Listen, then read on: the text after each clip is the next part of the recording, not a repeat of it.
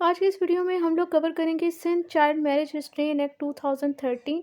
इस एक्ट के total 13 section हैं और कवर करने की वही सेम स्ट्रेटजी है जो कि हमारी चाइल्ड मैरिज रिस्ट्रेन एक्ट के हवाले से थी कि फ़र्स्ट ऑफ ऑल हम लोग इस एक्ट के कॉन्सेप्ट को समझेंगे और at the end of video हम लोग इसको बेयर एक्ट से इसकी लिटरल इंटरप्रिटेशन करेंगे। तो स्टार्ट करते हैं। तो स्ट्रेटजी हमारी वही सेम है कि हम लोग इस एक्ट को डिस्कस करेंगे। थ्री पोर्शन में मैंने इसे डिवाइड किया है। फर्स्ट ऑफ ऑल हम लोग इसके माइनर सब्जेक्ट्स को डिस्कस करेंगे। You can say that the headline of this act, मतलब जिस तरह न्यूज़ की होती है तो उसमें हम लोग जो इसके की पॉइंट्स हैं, इस कानून में जो मेन चीज़ें डिस्कस की गई हैं उन्हें हम माइनर सब्जेक्ट्स की कैटेगरी में क्लासीफाई करके उनको कवर करेंगे। आफ्टर दैट सेकंड पोर्शन पे हम लोग इसकी डेफिनेशंस को डिस्कस करेंगे, मतलब जो भी टर्मिनोलॉजीज इस कानून में बताई गई हैं उनको डिस्कस करेंगे।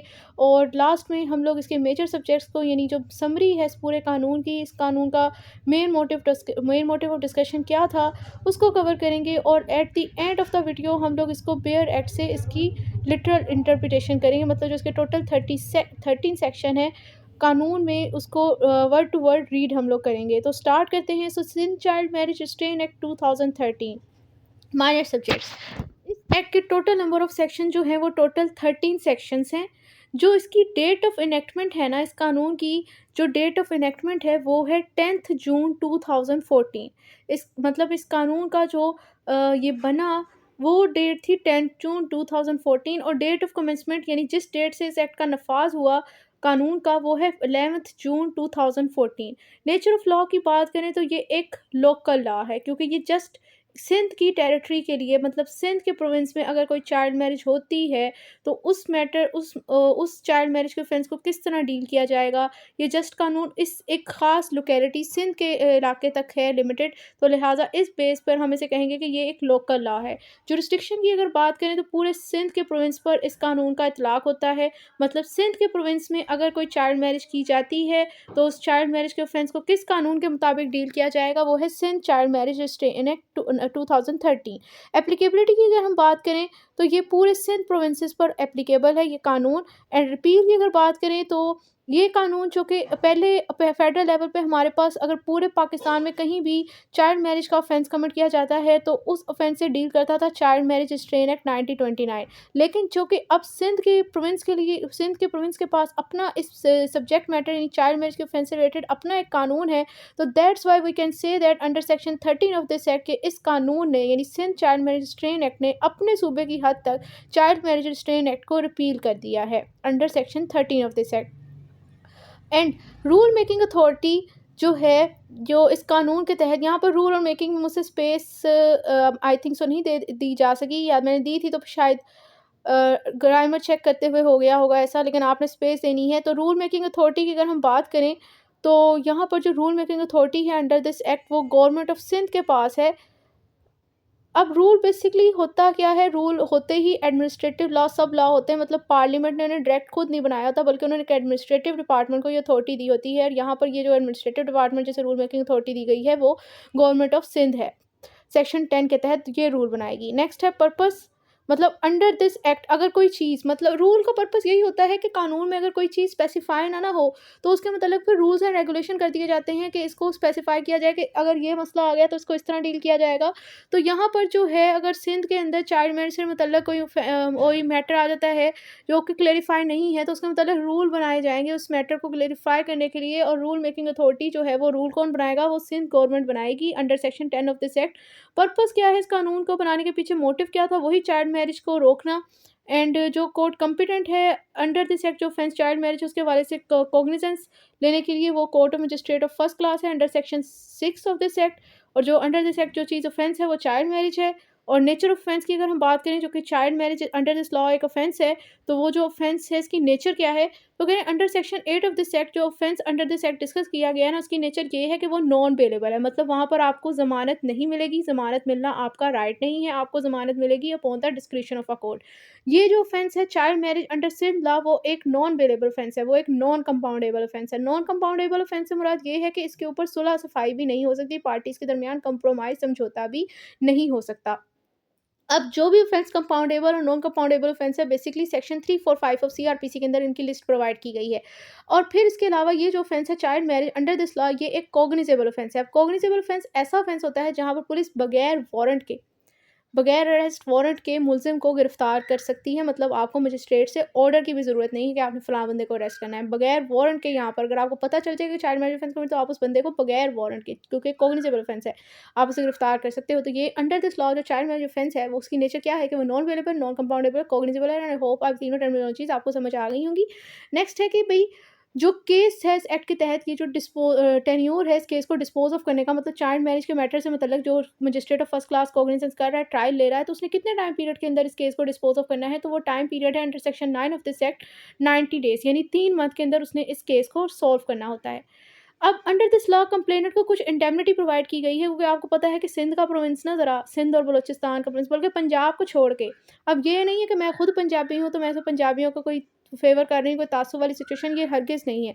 लेकिन आप देख लें कि सिंध के इलाके और बलूचिस्तान के इलाके, ये ज़्यादा लेवल पे मतलब ज़रा वो, ये लोग ना ज़रा रौबदार होते हैं, आप ये भी कह सकते हो, या ये भी होता है, और पठान ख़ुसूसन, ये लोग ज़रा वो भी होते हैं, जैसे वो कहते हैं ना कि डाँटे बंदे, तो ये ज़रा उस तरह के लोग होते हैं। तो वहाँ पर भी ये सिचुएशन है कि यहाँ पर अगर कोई पर्सन कंप्लेंट कर दे, तो हो सकता है कि जो दूसरे पर्सन है वो उसके अगेंस्ट कोई एक्शन ले, या हो सकता है कि इसकी कंप्लेंट गलत निकल आए। तो उस बंदे को किस तरह सिक्योरिटी प्रोवाइड की जा रही है, तो वो कह रहे हैं कि no suit prosecution other legal proceeding shall be taken against him or any person for the act which they did in good faith under this act. वो कह रहे हैं अगर किस एक्ट के तहत किसी पर्सन ने कोई गुड फेथ में एक्शन परफॉर्म किया है ना, तो उस पर्सन के अगेंस्ट किसी किस्म का कोई सूट, किसी किस्म की कोई प्रोसिक्यूशन, किसी किस्म की कोई लीगल प्रोसीडिंग नहीं ली जाएगी।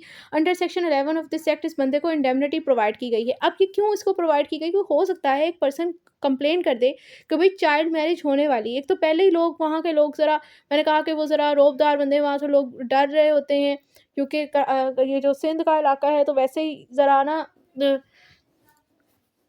ख़तरनाक इलाकों में कंसीडर किया जाता है सूबा। वो जो कच्चे कच्चे का इलाके, इस तरह की लोकेलिटीज़ इनके अंदर होने की वजह से। सो बेसिकली यहाँ पर कह रहे हैं कि एक तो वैसे ही लोग कंप्लेन करते हुए यहाँ पर डरते हैं, और अगर कोई हिम्मत करके कंप्लेन कर भी रहा है, तो अगर आप उसे कोई प्रोटेक्शन ही ना प्रोवाइड करो कानून को, कि हो सकता है उस बंदे से गलत कंप्लेन हो गई, बाद में पता चलता है कि भई ये तो चाइल्ड मैरिज नहीं हो रही थी, तो उस बंदे को ये कि भई आपने फेक कंप्लेन की, तो उसके खिलाफ किसी किस्म का कोई सूट, कोई प्रोसिक्यूशन, किसी किस्म की कोई लीगल प्रोसीडिंग नहीं की जाएगी उस पर्सन के अगेंस्ट। वो सिंपल ये कह रहे हैं कि under section 11 of this act अगर किसी पर्सन ने गुड फेथ में कोई कंप्लेन की है कि भई कोई चाइल्ड मैरिज का ऑफेंस होने वाला है, तो बाद में पता चलता है कि एनी हाउ कि ये कंप्लेन जो है वो ठीक नहीं थी, तो इस सिचुएशन के अंदर इस पर्सन के अगेंस्ट किसी किस्म की कोई सूट, प्रोसिक्यूशन, लीगल प्रोसीडिंग नहीं ली जाएगी, इसको लॉ में प्रोटेक्शन हासिल है। अब नेक्स्ट इसके अंदर जो पॉइंट डिस्कस है वो ये है कि अगर इस एक्ट की प्रोविजन को इन्फोर्समेंट इसकी कराते हुए अगर किसी किस्म की कोई डिफ़िकल्टी आ रही है, तो उस डिफ़िकल्टी को रिमूव करने की पावर भी गवर्नमेंट ऑफ सिंध के पास है under section 12 of this act. और वो बेसिकली ऑर्डर पास करती है, जो कि इस एक्ट की प्रोविजन के मुताबिक होना चाहिए, ताकि उस डिफ़िकल्टी को रिमूव कर सके। ऑर्डर के थ्रू इस डिफ़िकल्टी को रिमूव करती है। अब जो चाइल्ड मैरिज ऑफेंस है अंडर दिस लॉ, तो उस ऑफेंस की क्या सज़ा है इस कानून के तहत? तो वो सज़ा जो है वो इसकी मैक्सिमम 3 ईयर्स है और मिनिमम 2 ईयर्स है, यानी 2 टू 3 ईयर्स कह सकते हैं। कम से कम किसी बंदे को 2 साल की सज़ा मिलेगी, और ज़्यादा से ज़्यादा उसे जो है वो सज़ा मिलेगी 3 साल की, एंड फाइन। और फाइन का नहीं मतलब 2 या 3 साल की सज़ा में से 2 की मिलेगी, कम से कम ज़्यादा से ज़्यादा 3 की, और फाइन लाज़मी तौर पर मिलेगा। और ये सज़ा जो है वो कैद में मुशक्कत होगी, रिलीजियस इम्प्रिजनमेंट मिलेगी। सो यहाँ पर वही पॉइंट मैंने जो आपके साथ पहले डिस्कस किया था चाइल्ड मैरिज ट्रेन एक्ट के अंदर, कि भाई देखें यहाँ पर जो ऑफेंस है इसकी सज़ा आप देख रहे हैं कि 3 साल है। 3 साल से 3 साल या 3 साल है। तो मैंने कहा था भाई जो ऑफेंस 3 साल से कम हो वो बेलेबल है, और जो ऑफेंस 3 साल या 3 साल से ज़्यादा हो वो नॉन बेलेबल है। तो यहाँ पर भी तभी इसका ये चूँकि 3 साल है मैक्सिमम, तो इसलिए ये ऑफेंस पे नॉन बेलेबल था। अब आ जाते हैं हम लोग इसकी डेफिनेशंस वाले पोर्शन पे। अब वही सेम क्राइटेरिया जो कि चाइल्ड मैरिज रिस्ट्रेन एक्ट के अंदर हम लोगों ने डेफिनेशंस को याद रखने के लिए फार्मूला अपनाया था, कि हम लोग जो कि ये चाइल्ड मैरिज ये किसी पर्सन्स के ये किसी पर्सन से रिलेटेड ऑफेंस है, मतलब उसकी शादी करवाई जा रही है, तो with the help of a name of a some बड़ी पर्सन, कोई भी फर्जी नाम आप लोग अपने माइंड में लिख लें, हम लोग इसको याद करने की कोशिश करेंगे, मेमोराइज करने की कोशिश करेंगे इसकी डेफिनेशंस को। सबसे पहले तो हम देखेंगे कि इधर कहाँ कितनी डेफिनेशन है, तो कह रहे हैं यहाँ पर ना ए टू एफ डेफिनेशन जा रही है, यानी total 6 terminologies under this law explain की गई हैं। अब आप लोगों ने ये देखना है कि ए टू एफ वाले कौन से नाम होते हैं। अलाफ हो गया, या आतिफ हो गया, या आसिफ हो गया, कोई भी नाम आप अपने माइंड में कर लें कि इनकी बेसिकली ना ये चाइल्ड मैरिज हो रही है इन सिंध प्रोविंस। और बाकी जो है यानी ए टू एफ तक आपको पता चल गया कि यहाँ ए टू एफ तक डेफिनेशन है, 6 डेफिनेशन है। अब वो 6 डेफिनेशन किस सीक्वेंस में जा रही हैं? वो जा रही हैं 5C और 1G के फ़ॉर्मूले से, मतलब 5 दफ़ा यहाँ पर सी और जी, मतलब पहली डेफिनेशन चाइल्ड की, फिर चाइल्ड मैरिज की, फिर कोर्ट की, फिर कॉन्ट्रैक्टिंग पार्टी की, कोर्ट और फिर गवर्नमेंट की। यहाँ पर देखिए सारी डेफिनेशन सी से ही है, लास्ट वाली डेफिनेशन जी से है।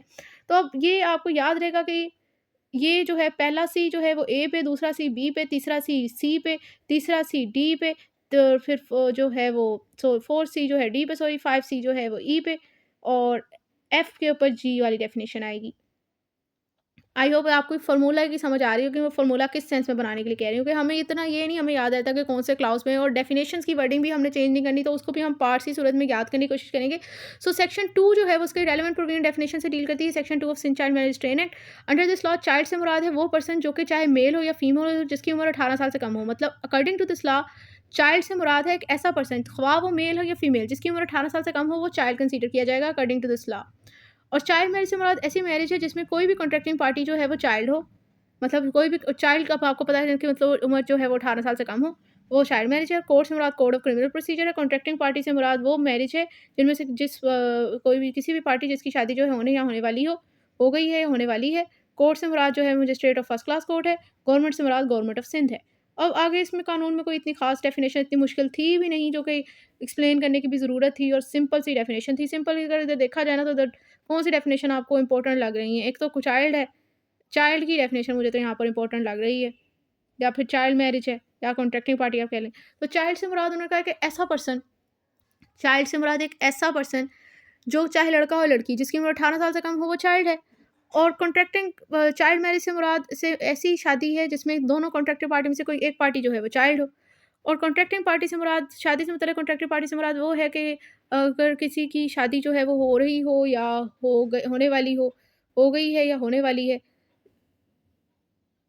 ऐसी शादी जिसमें दोनों पार्टी में से किसी की जो जो अदर पार्टी मैरिज मैरिज ठीक है, हो गई है या होने वाली है, तो वो कॉन्ट्रैक्टिंग पार्टी है। फिर उसके बाद थर्ड सब्जेक्ट जो इस कानून का, वो है इसका मेजर सब्जेक्ट्स, यानी जो आप कह सकते हो कि इसकी समरी, कि इस कानून में जो मेन टॉपिक ऑफ डिस्कशन है वो क्या है। कहें जो मेन मोटिव था इस कानून को बनाने के पीछे वो ये था कि चाइल्ड मैरिज को होने से रोकना। सो लिहाजा ये कानून जो भी चाइल्ड मैरिज की सॉल्मनाइजेशन को रोक रहा है 2 तरीकों से। अब वही 2 मेथड हैं कि या एक तो ये ऑफेंडर्स पर, एक तो ये जो है इंजेक्शन लगा रहा है ऑफेंडर्स पर, ये प्री रेमेडी है। और दूसरा जो है ये ऑफेंडर्स को पनिशमेंट देके स्टॉप कर रहा है चाइल्ड मैरिज को। मतलब इन 2 तरीकों से ये चाइल्ड मैरिज को रोक रहा है कानून। अब फर्स्ट मेथड जो फर्स्ट मूड जिसके थ्रू ये रोक रहा है, फर्स्ट रेमेडी आप कह सकते हो, जो प्री रेमेडी प्रोवाइड की गई ग्रीफ पार्टी को, वो इंजेक्शन है। इससे अब इसको डिस्कस करते हैं। तो रेलेवेंट प्रोविजन की अगर हम बात करें तो इंजेक्शन से डील करता है इस कानून का section 7 of child marriage restraint act. अब इंजेक्शन किस तरह अवॉर्ड की जाती है, तो ये 3 स्टेज प्रोसेस है। फर्स्ट ऑफ ऑल आप कोर्ट में एप्लीकेशन देते हो। सबसे पहले एप्लीकेंट जो है वो एक दरख्वास्त देगा court of magistrate of first class को, क्योंकि इस ऑफेंस के हवाले से कॉग्निजेंस है ही सिर्फ मजिस्ट्रेट ऑफ फर्स्ट क्लास की कोर्ट के पास, तो वो उसे दरख्वास्त देगा कि भाई कोई चाइल्ड मैरिज होने वाली है। फिर सेकेंडली स्टेज पे issue of show cause notice, ये जो कोर्ट जिसे कंप्लेंट दरख्वास्त दी गई थी ना, वो शो काउज नोटिस जारी करेगा एक्यूज को, ताकि उसे मौका मिल सके कि क्यों इसके अगेंस्ट इंजेक्शन का ऑर्डर पास नहीं किया जाना चाहिए। नंबर थर्ड स्टेज पे होगा कि इशू इंजेक्शन ऑर्डर, कि अगर तो कोर्ट सेटिस्फाई हो गया कि वाकई ही चाइल्ड मैरिज होने वाली है, देन इस सिचुएशन में वो इंजेक्शन का ऑर्डर पास कर देगा एक्यूज के अगेंस्ट। तो इस तरह जो है वो बेसिकली इंजेक्शन ड्राइव दिया जाता है। अब इंजेक्शन का आपको पता तो चल गया, लेकिन अगेन आपके माइंड में कुछ क्वेश्चन रेज हो गए होंगे कि जैसे कि अगर कोई इंजेक्शन के ऑर्डर को डिसओबे करेगा तो उसकी क्या पेनल्टी होगी। तो अंडर दिस लॉ अगर कोई इंजेक्शन के ऑर्डर को डिसओबे करता है तो उसकी सज़ा जो है वो 1 साल की कैद हो सकती है। इधर डिस्क्रिप्शन यानी कैद व मशक्कत भी हो सकती है, सिंपल भी हो सकती है, फाइन भी हो सकता है, दोनों भी हो सकती हैं। और ये इंजेक्शन का ऑर्डर जो है वो चेंज भी किया जा सकता है, इसको ख़त्म भी किया जा सकता है, कोर्ट खुद भी कर सकती है, किसी ग्रीफ पार्टी की दरख्वास्त पर भी कर सकती है। अब सेकंड मोड है जिसके through under this law child marriage को होने से रोका जा रहा है, वो है पनिशमेंट्स के थ्रू। इससे रेलेवेंट प्रोविजन जो है वो है section 3, 4, 5, 6 and 9 of the Sindh child marriage restrain act 2013।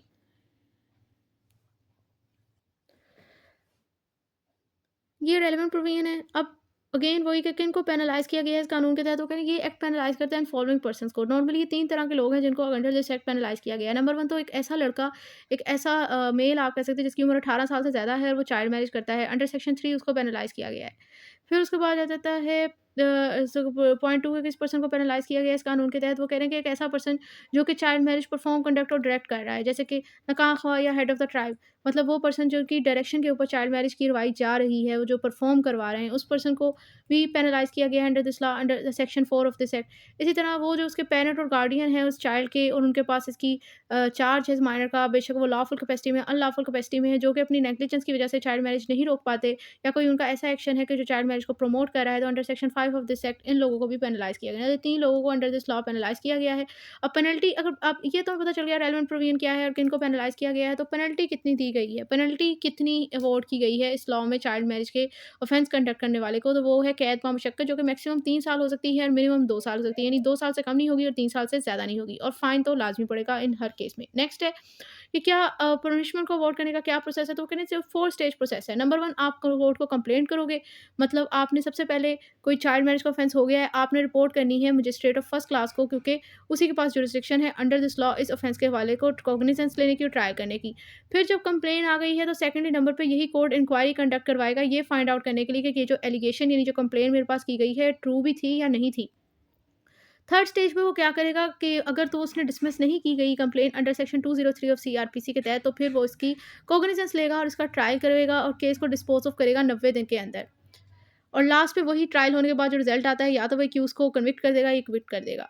तो ये हमारे पास जो है वो Sindh child marriage restrain act का पूरी एक समरी थी। अब हम लोग इसको बेयर एक्ट से इसकी लिटरल इंटरप्रिटेशन करते हैं। अब अगर हम देखें कि जो चाइल्ड मैरिज रिस्ट्रेन एक्ट का भी जो ड्रॉबैक्स थे, क्योंकि वहाँ पर भी ये ही बताया गया था कि भई चाइल्ड मैरिज को होने से रोकने के अगर नहीं हुई तो उससे पहले रोकने के लिए इंजेक्शन की रेमेडी, अगर हो जाती है तो पनिशमेंट्स। लेकिन वो साइलेंट था वो कानून भी उस मैरिज के स्टेटस के हवाले से, कि वो वैलिड है, वॉइड है, कि इर्रेगुलर है। सेम लाइक दैट यहाँ पर Sindh child marriage restrain act भी जो है वो साइलेंट है।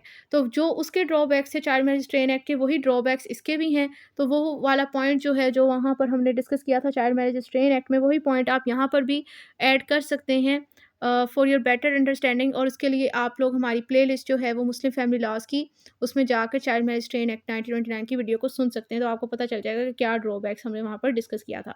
अब हम लोग चलते हैं इसके बेयर एक्ट की तरफ। और जैसे Sindh child marriage restrain act 2013, तो इस एक्ट का भी मोटिव ये था कि भई चाइल्ड मैरिज को होने से रोकने के लिए बनाया गया ये कानून।